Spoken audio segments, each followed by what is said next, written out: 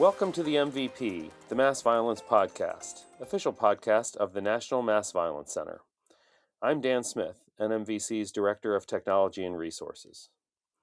It's National Crime Victims' Rights Week, and as part of the NMVC's recognition of this week and its significance, this month's pod features my NMVC colleague, Dr. Alma Smith, having a very informative conversation with the CEO of Given Hour, Dr. Trina Clayeux. Given Hour, one of our national partner organizations, has collaborated with the NMVC to help produce a new resource. Doctors Smith and Clayeux talk about both the importance of peer support in the mental health recovery from mass violence and the process of creating and launching the upcoming peer support guide. My name is Alma Smith. I'm a clinical psychologist at the Medical University of South Carolina and the National Mass Violence Center. And I'm here today with Trina Clayeux of Given Hour. So Trina, as we get started, can you just tell us a little bit about Given Hour and its role in mass violence and some of your experience there? But tell us first about Given Hour. Yeah, I would love to. Thank you. So Given Hour is a national mental health organization. We were actually founded in 2005. At that time, we were founded by a psychologist, and it was in direct response to really the 9/11. And so the idea was looking ahead to say that we were just not in a position to talk about mental health in the way that we are certainly now. And what would it look like to mobilize a national cadre of mental health professionals to, quote, give an hour of no-cost, barrier-free mental health care to, at that time, it was that particular population coming back from war. But we certainly saw that this was a valuable way of approaching mental health that could be applied to other populations that experience, traumatic events. And so mass violence, certainly came into purview there to say this approach of both clinical and now what we do is non-clinical care could be really beneficial in communities that have been impacted by mass violence events. Mm-hmm. Can you just tell us a little bit about, I know you've been to a lot of communities, but some of the activities that you've done to respond to communities who've had mass violence events? Absolutely. Well, I think one of the interesting things is that, we always are in an invite-only stance. And so when we've been invited into communities that have experienced mass violence event, really what we're bringing is a series of services and supports that may or may not already be standing. And so, for example, one of our services is clinical care matching. And so that may be something that's very interesting to individuals who are looking at a community of like, what does immediate support look like and what is long-term support? So we do a lot of work around clinical matching. But then our other service area or line of effort that we do is non-clinical peer support. And that can kind of take a different variety of looks, but the idea is to bring people together who've had a similar shared experience. And through the relationships and engagements, it promotes healing in a sense of community. And then the other thing we do is education and training. What I love the most is that when you're invited in, you're not coming in with solutions, you're coming in with a set of resources or an ability to source resources. And so when we've come into communities, what we find is working with what is already there. You really want to understand what's in place, but also what's maybe where are the gaps. And so we provide services and supports that are reflective of what the community wants and needs. And so in one community, initially after the event, actually it was a couple of years after the event, in fact, because many of the resources went directly to the location, but many of the people impacted were spread out into different states. And so it was an interesting ability to come in a couple of years after the fact and work with victims and survivors who maybe hadn't been connected to resources or supports before.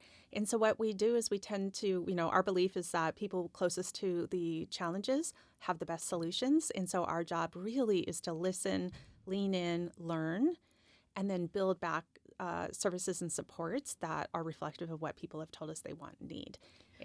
So it sounds like you're filling in some gaps, that there's some immediate responses with the local community and maybe federal responses, state resources, but you're filling a gap. that maybe for underserved or hard to reach individuals. Yeah. Absolutely. And it's both a service gap and I think it's an experience gap because I mean we haven't been in a community where they had already experienced something like this. So it's generally the first time, and what we found is, many times those communities are starting at zero, even though another community has a ton of experience and insights that could be helpful. And so what we're able to do is kind of knit that together. So you're bringing more and more support and resources to an area. Right. So I want to talk a little bit about this project that the National Mass Violence Center and Give an Hour have been working on for the past year or two.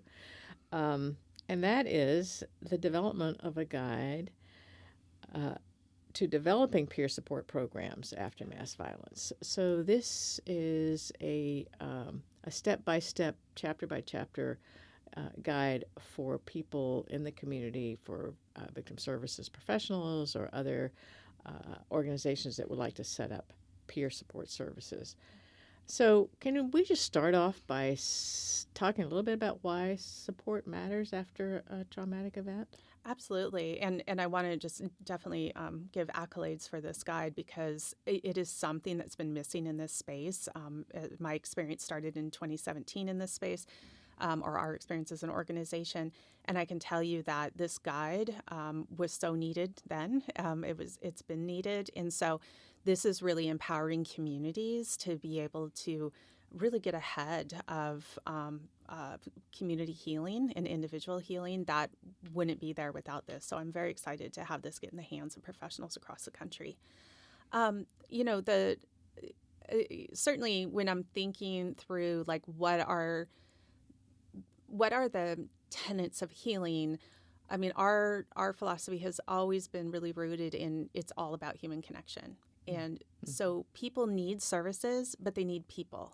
And those things have to be intertwined. And so I know oftentimes our instinct is how do we get a service or how do we get a program or how do we get a project?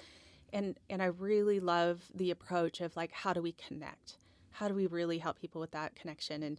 And there's the social connection, there's the peer connection, there's a clinical connection, there's many layers to it. But the idea is that healing comes through people. And it's not a journey that you take by yourself. Right, and people have hopefully a kind of circle of support, maybe some immediate family, long-term friends, even neighbors who will bring food, help with childcare, take people to doctor's offices. There's many layers of general support, not just emotional support, because I think sometimes feeling held by your community makes a difference between whether you develop long-term PTSD or depression or anxiety. Even something as simple as people who are afraid now to go to the grocery store, that someone will say, I'll go with you. Yeah. I don't want to go to that party. I'll go with you. Yes.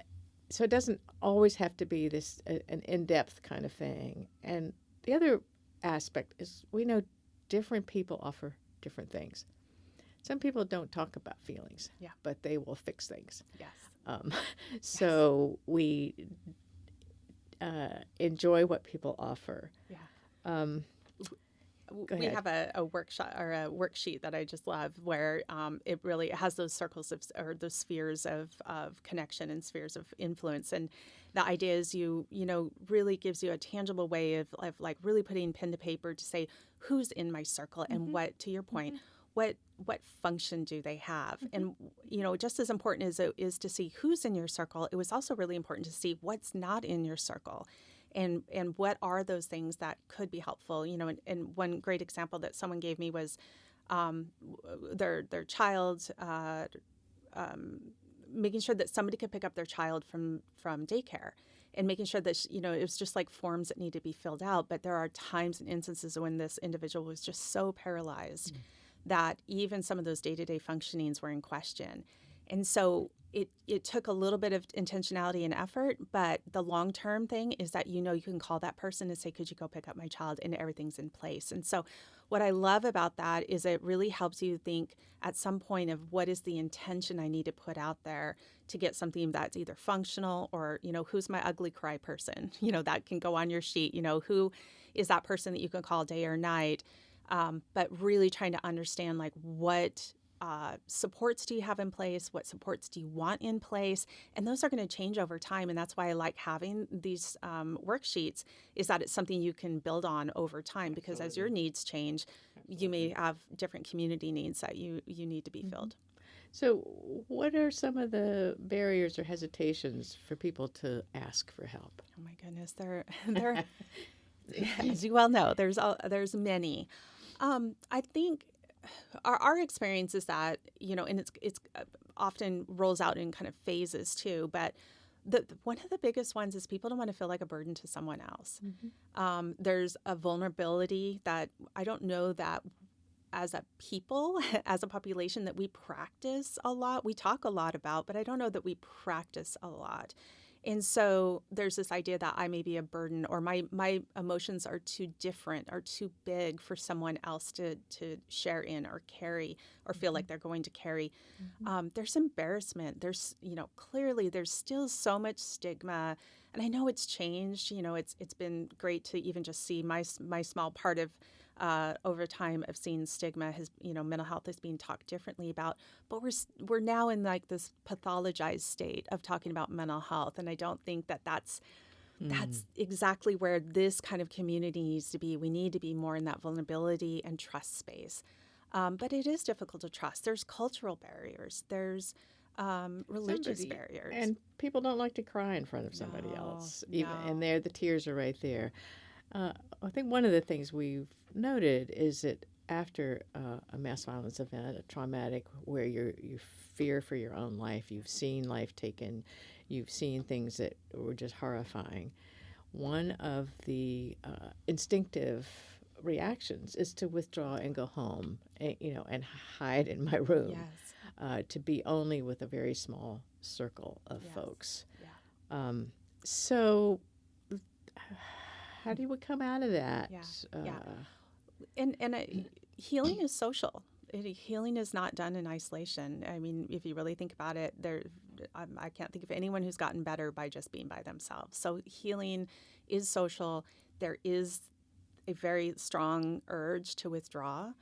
And so, again, I'm thinking of like that informal support system. Those are your friends and family and allies and coworkers and people who are just there. They're in your corner. They want to support you. They may not know exactly what that looks like, but for that kind of entity to be able to feel empowered to step in, to go, grab you some groceries, to, show up to your house and make sure you're doing well, to take you out for that walk, or to say, we're going to the grocery store, not can I go, do you want me to go with you? But hey, we're going to the grocery store, or to jump in and start helping clean a house. Like, there's so many things, but I think we're in this like, let us know how we can support you. And when you're in that state of trauma and you've had those experiences, that's just another emotional load for you to have to work. I don't know how for you to support me. I've never been in this circumstance.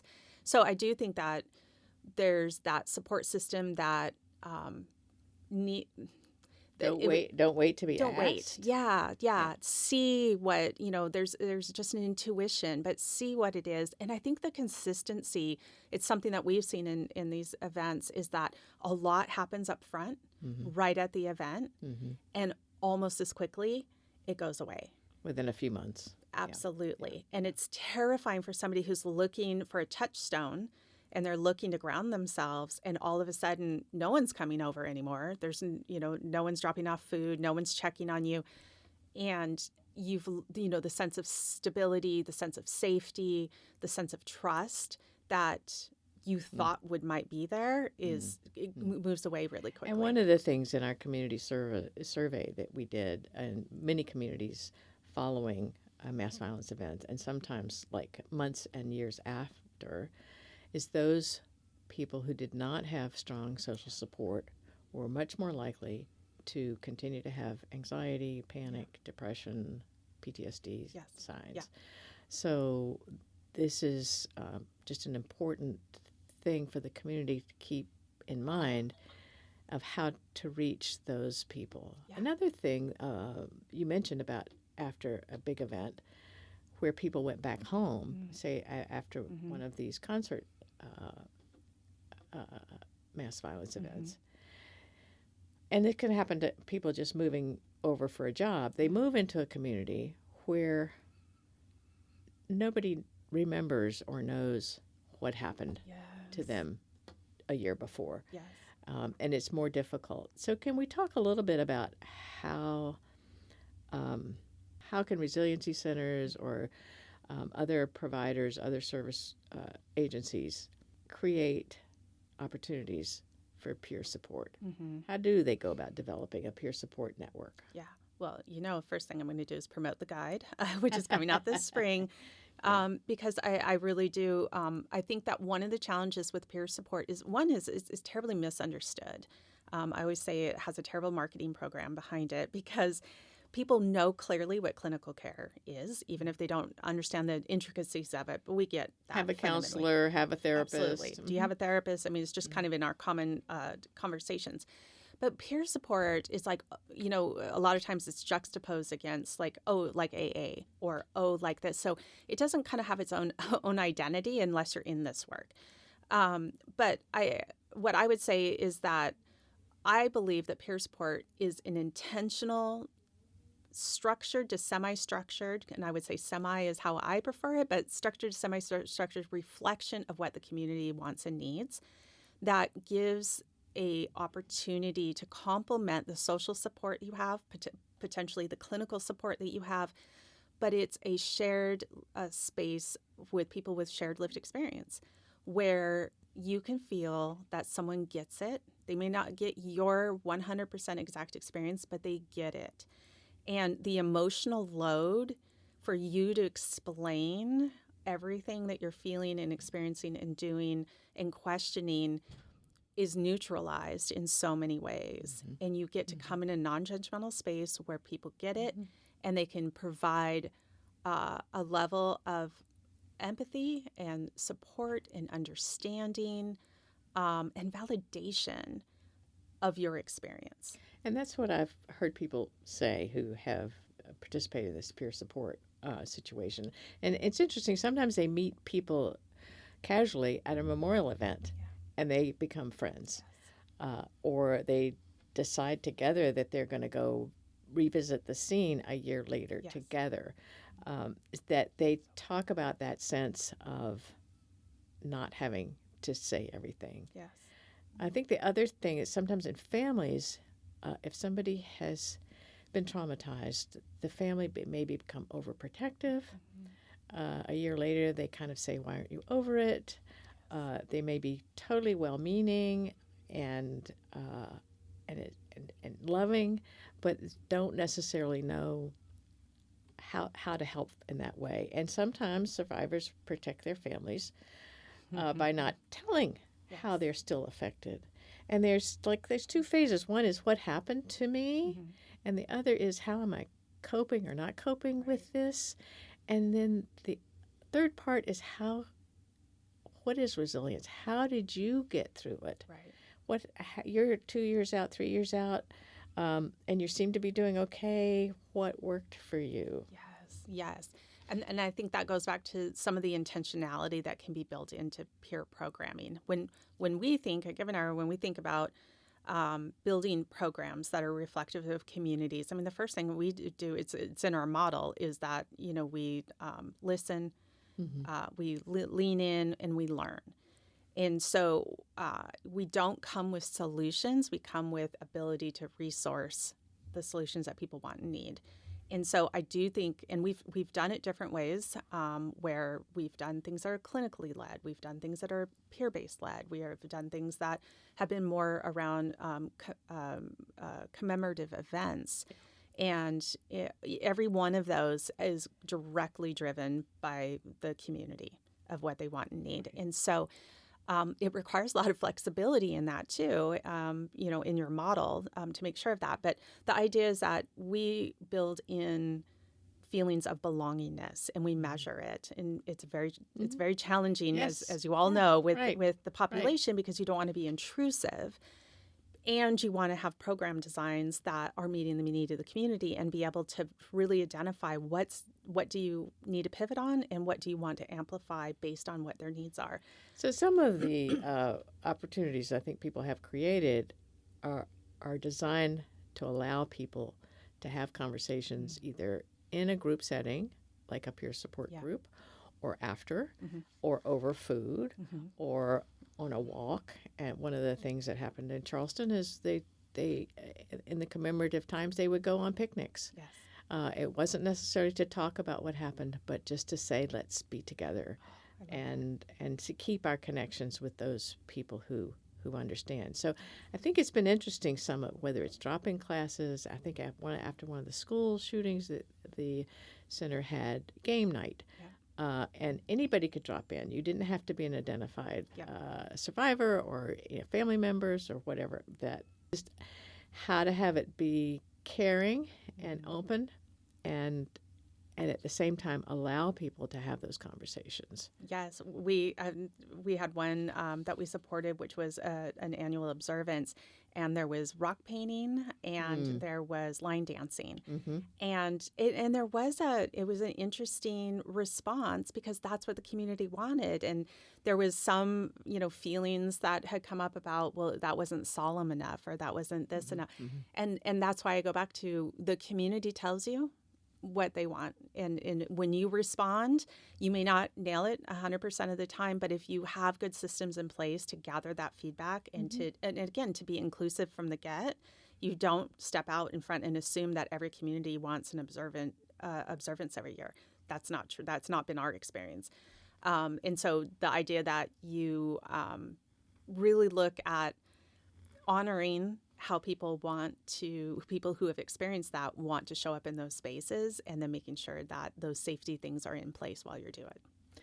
So you talked about clinical matching, which if you could explain that a little bit more of it, but then I also want to talk about peer-to-peer matching. Yeah. So we have always, for our 20 years, had a pretty large network of mental health professionals across the country who, quote, give an hour. We ask that if they join the network, that they hold one pro bono spot a year. And the idea is that then we also provide them with a lot of support for their profession. So we do education and training at no cost to them. So CE credits, which, as you know, are very valuable in this world. We want to make sure that they have no barriers to getting the kind of access to education and training that they want and need. But we also offer them peer support. We've done mentorships. We've done some of the clinical supervisions. So we look for, again, the community tells us, the mental health community tells us what they want and need, and then we go back and build it. So every year we have the year of the mental health professional, and we celebrate that. So tell me more about how an agency might do what's called peer-to-peer, like a one-to-one, because that might seem a little tricky and it may not work out. Like, we know that sometimes you have to go through a couple of therapists before you find one that's really right. So true. So tell me a little bit about this peer matching and some of the ups and downs of that. Peer matching or clinical? Peer-to-peer matching. Yeah. Right. In our version of it is we have, once a quarter we run a trauma-informed peer support training. So it's called TIPS. It's our reciprocal model. It's an evidence-based model, which is idea is as you're giving support, you're also gaining support. And we offer that at no cost, so people can come, and it really just goes through the fundamentals of trauma-informed peer support. And from that, we also have another option for people who want to become facilitators. And so it's a 2-hour facilitator training. And if they wanted to become somebody who eventually facilitated a peer group. And it just really helps with other things like communication and conflict resolution and how to promote discussions, how to hold space. And then in our particular ones, when we have peer groups, our facilitators are matched with a clinician who they meet with monthly for consultation. But then our clinicians are also on retainer to make sure that if we have anything that needs a higher level of intervention, that we have clinicians that we can call right away and have that intervention process. Exactly. Yes, so it's just the context of it. Not every peer support program needs that. That just happens to be the model that we have. And that's what I love about the guide. It gives you some best practices, but it gives you enough containment for you to be able to create something that, again, is representative of your community and the resources that you have available. But in that peer-to-peer, what will happen will someone will make a referral. They can self-refer, an agency can refer them. It goes to actual humans who go through, look at, and even our referral process, we try to keep very low barrier. Like an interview or a phone? That one will just be a form. Okay, online Yep. Yeah. And then the person will identify how they want to be contacted, and then our person will reach out whatever way that they do. We will do an assessment for sure, but we always lead with the peopling. We want you to feel connected. We don't come at you with forms and processes and stuff. We really want to understand what is it you think, what is your experience, what are you looking for, and then we also try to find out what is your past experience with either groups or with clinical care, just mental health in general. And so that can help us. And then we give choices. We want to get back to like people feeling empowered to make a choice if that's best suited. So we have clinical care matching if that's the route that they would like to go. Then we work with clinicians in their state who are licensed. And again, concentric circle, you're trying to find what's the best match. What are they looking for, male or female? Did the person need a particular experience? And if they're not in our network, we'll actually start reaching out to community members, clinicians in the community, and work with them to see if they would like to join the network, and we could do that. So how would you help a survivor who expresses, like, I would just like one other person, another peer, another survivor to talk to? Yeah. There are groups. So for us, if you went through the peer support training, then if someone asked for that, we would look for somebody who's gone through the training. And it's really because the training is so much about both protecting yourself, because there is an emotional load that can come with this, helping people understand and set boundaries, helping people understand the difference between what they're doing and what a therapist does. Knowing what resources they have to lean back into if they're questioning, making sure, again, one of the things that we probably work the hardest at is helping people overcome the just pressing urge to want to give advice, but rather help them really with their roles and responsibilities as a peer a peer connection. I think one of the things that's in the guide is talking a little bit about that someone who's offering peer support needs to be somewhat further along on their journey of recovery, so that they are not necessarily having trauma reminders themselves or trauma reactions as they hear from other people. Absolutely. And I think another part that was interesting to me is not necessarily focusing on what happened to you, what did you see, what was it. And that's certainly important to talk about if people want to, but the conversation, we encourage people to direct it towards what are you doing now in your recovery? What are you doing to take care of yourself? How are you taking the steps? And again, I think what I love about the peer support model is that somebody else has done what I need to do. So important. Yeah, absolutely. And so we do encourage those, because there is a feeling sometimes when you have people who have a shared experience that you want to connect so much that you also could overtake their experience with your own experience. So there's many things, through the guide and through training that we really want to put those guardrails on, just to make sure it's a mutually beneficial, reciprocal experience for both people's healings. So how is this not therapy? I know. How is it not? There's so many distinctions between them, but this is not diagnostic. This is not focusing on medication compliance. This is not bringing a therapeutic strategy that is clinically endorsed. This is showing up in a space, using your lived experience to have empathy for someone else's, and as you said so well, is you're out ahead of this in terms of time and experience, and how can you help people maybe look around the corner of a corner they can't quite see yet. And so you're there to provide resources, or to open people to resources, and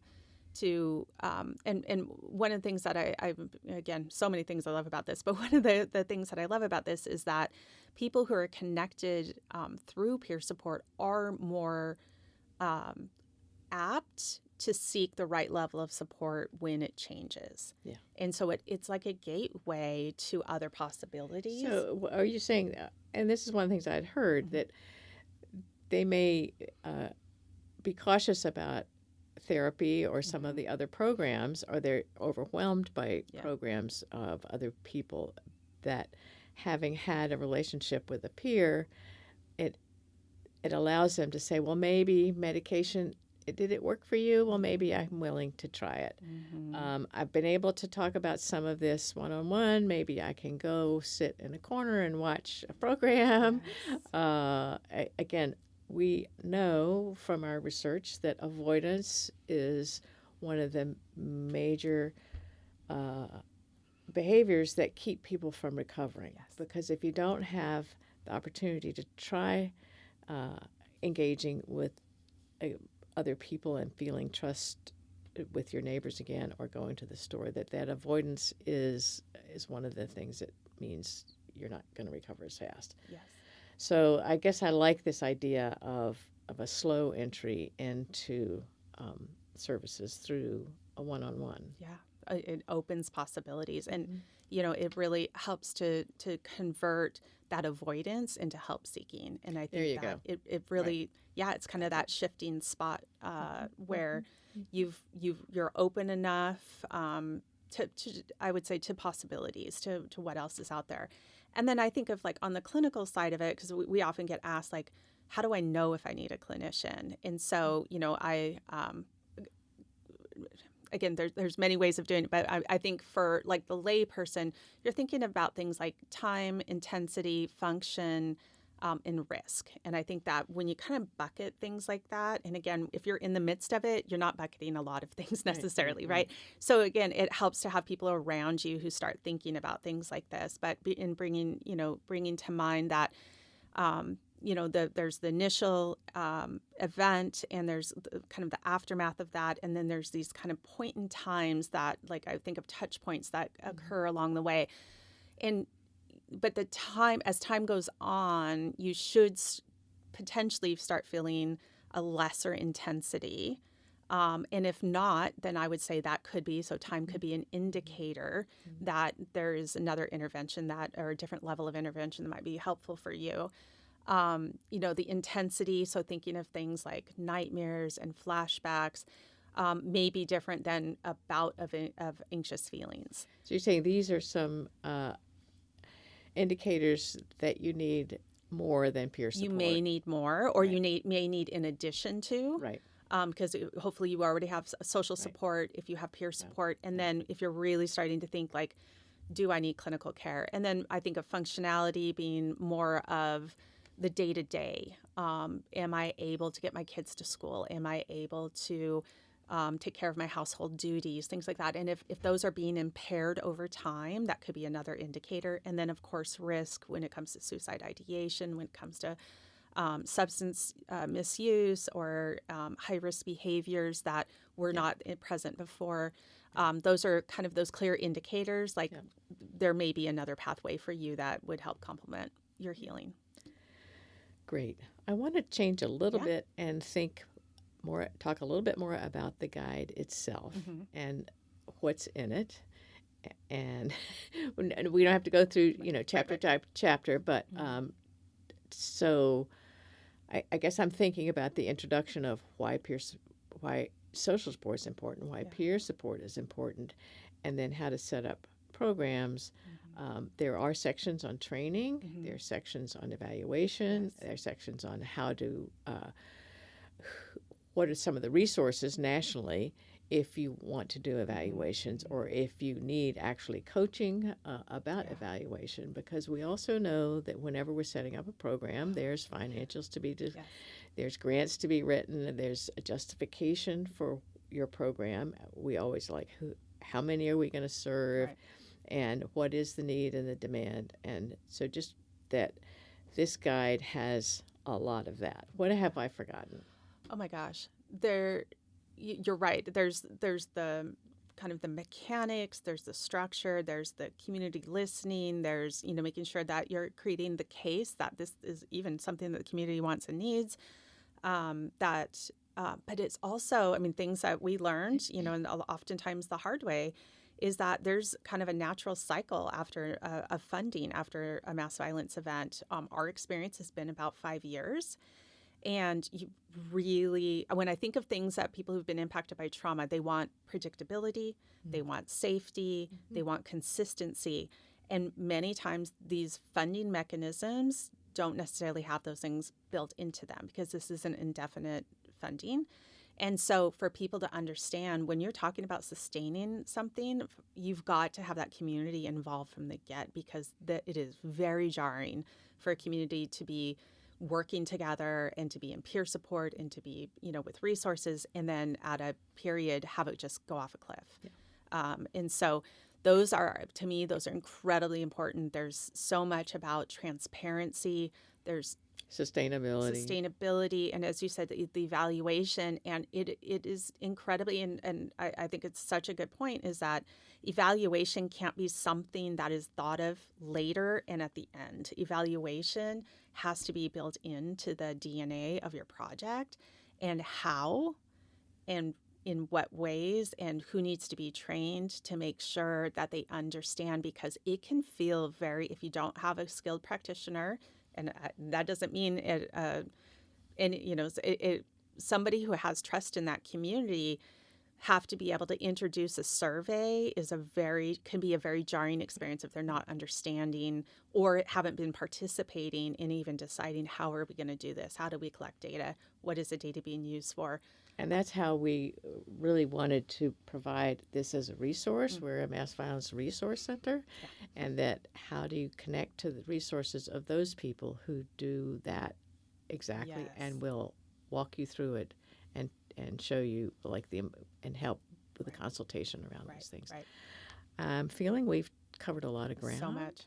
I just do want to take a moment and say, is there something else, or is there any other thoughts that you have as we wrap up? I mean, I think, and we've made this point, but just to really crystallize it, is that social support, peer support, these are the strongest, most durable protective factors. Mm-hmm. Absolutely. For a response for an individual in a community who's been involved in a mass violence event. So you can think of a bunch of other things that would be great to have, but I can tell you these are the foundational, fundamental, must-have, is to build a system of support in all the different ways that you can. It will accelerate, and I'm using air quotes, you can't see them, but accelerate the healing process. It will put systems and supports in place. It will reduce symptoms of PTSD and depression, anxiety. It will increase feelings of belongingness and connection, all the things that you want to build in there. And so those are measurable. Those are things that you can build by design. And so the intentionality behind that, I would always say, never lose sight of anything that seems sexy and interesting that you want to throw in, but you cannot lose sight that social support is your protective factor. And I think the other thing we hadn't mentioned is that belonging and being in a community and being able to talk about what happened in lots of different ways helps people with this existential anguish of, how can this happen? What's the meaning for me?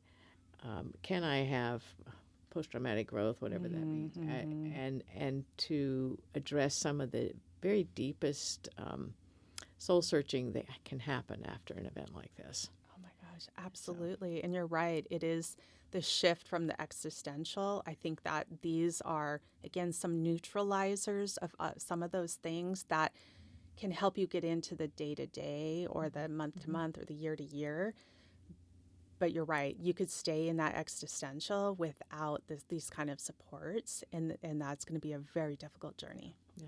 Well, Trina, it's great to talk with you. Clearly, you have vast experience, and it's been really helpful for us to be in partnership with Give an Hour to create this guide. Yes. Thank you so much for your support and really what you're doing.